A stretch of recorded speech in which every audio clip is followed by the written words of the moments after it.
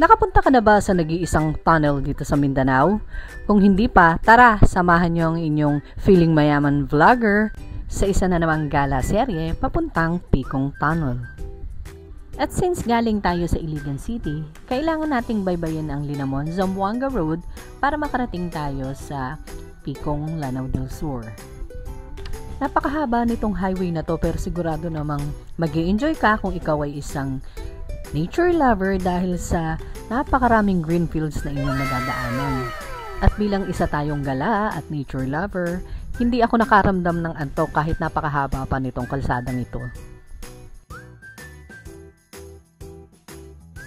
At pagkatapos nga nating baybayin ang Linamon Zamboanga Road, kailangan nating baybayin ang Douglaston Butadon Road.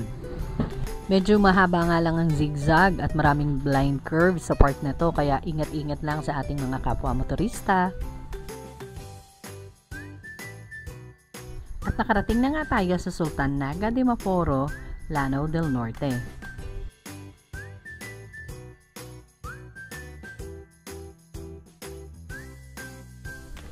Talaga namang na-inlove ako sa part na to ng Sultan Naga de Maporo. Kasi tingnan nyo, oh, ang ganda. At may bundok sa kabila may dagat. At konti lang ang dumadaang motorista. Kaya hindi ko napigilan ng sarili ko. Ayan, inaya ko si Diego para mag-picture-picture sa daan. Nagawa ko na rin ang iconic pose ko sa gitna ng kalsada. Ito ang isa sa rides namin na masasabi kong na-enjoy ko ang biyahe dahil napakaganda nga ng kapaligiran at maganda din yung mga kalsada nila. Kudos sa local government ng Sultan Naga de Maporo, Lanao del Norte. At ito na ang last main road na dadaanan natin papuntang Picong Tunnel. Ito ang Pan-Philippine Highway. At nadaanan din namin itong napakagandang overview na to, tanaw na tanaw ang Iliana Bay.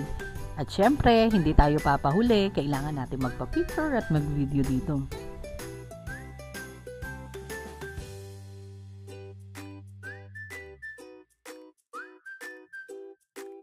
At sayang naman ang pagkakataon na nandito na rin lang tayo kung hindi tayo bababa sa mismong beach. Kaya ayan, gora na naman ang Dora at Diego nyo.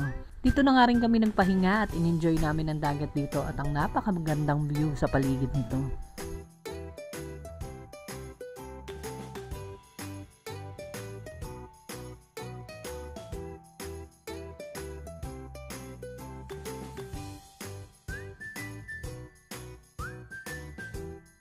At nadaanan din namin itong cute na islet na ito na ang pangalan daw ay Tubo-Tubo according to the locals. At nagpasya na nga uli kami bumiyahe papunta sa ating totoong destinasyon.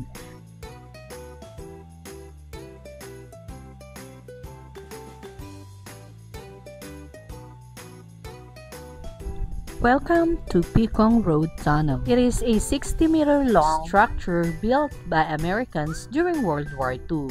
O, diba? English yarn. And it is designed to facilitate connection between Cotabato City and Pagadian City. Dumudugo na po ang ilong ko.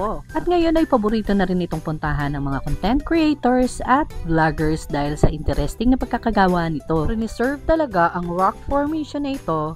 At kinuha na nga lang ng lagusan para mas madali ang transportasyon from Cotabato City to Pagadian City.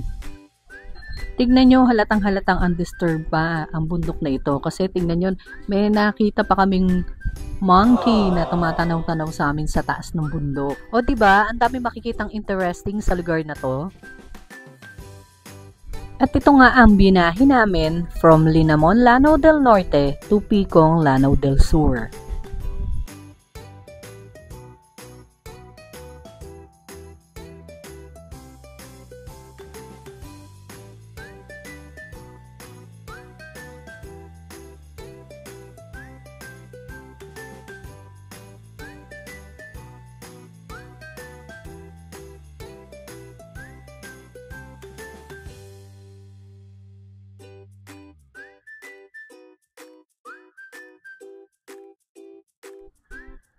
Yun lang. Bye! Follow for more!